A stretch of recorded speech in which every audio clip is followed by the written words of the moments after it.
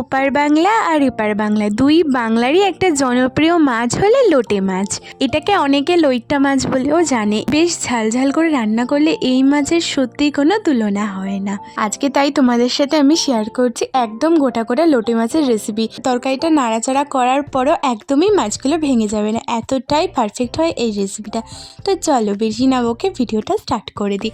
প্রথমেই আমি এখানে ওই 700 গ্রাম মতো লোটে মাছ নিয়ে নিয়েছি।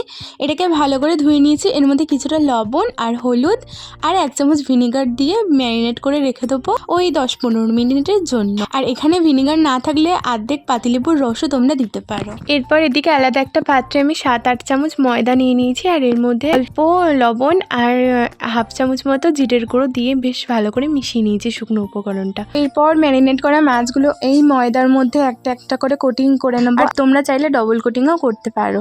ময়দা দিয়ে কোটিং করার পরে মাছগুলো প্রায় সঙ্গে সঙ্গেই ভেজে নিতে হবে, না হলে মাছ থেকে জল ছাড়বে। তো ভাজার জন্য আমি এখানে তেল গরম করে নিয়েছি। একটা একটা করে বেশ ভালোভাবে মাছগুলো উল্টো পাল্টা ভেজে নিতে হবে হালকা গোল্ডেন হওয়া পর্যন্ত। মাছগুলো সব ভাজা হয়ে গেছে। এবার আমি 1 চামচ কালো জিরে ফোড়ন দিয়ে, ফোড়নটা একটু ভাজা হলে মিডিয়াম সাইজের 2টো পেঁয়াজ কুচি এখানে দিয়ে দিচ্ছি।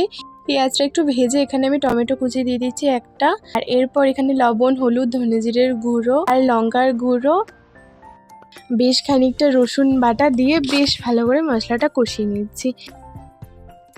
আর তোমরা ঝটঝট বলে দাও দেখি লোটে মাছ খেতে তোমরা কে কে ভালোবাসো, আর লোটে মাছের কোন প্রিপারেশনটা তোমাদের সবথেকে বেশি ভালো লাগে অবশ্যই কমেন্টে তোমরা জানিও। মিডিয়াম আছে 15-20 মিনিট তরকারিটা কষানোর পর এখানে তেল ছেড়ে এসেছে। এবার আমি পরিমাণ মতো জল দিয়ে দিচ্ছি। আর হ্যাঁ, এই রান্নাতে একটু বেশি ঝোল হয় না, তাই জন্য অল্প জলই তোমরা দেবে এতে।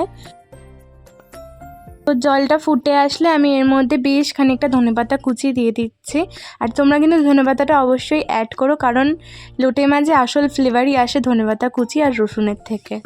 এবার ঝোলটা কিছুটা কমে আসলে ভেজে রাখা মাছগুলো দিয়ে বেশ ভালো করে নেড়ে চেড়ে 5 মিনিট হাই ফ্লেমে ফুটিয়ে নিলে আমাদের গোটা লোটে মাছের তরকারি একদম রেডি।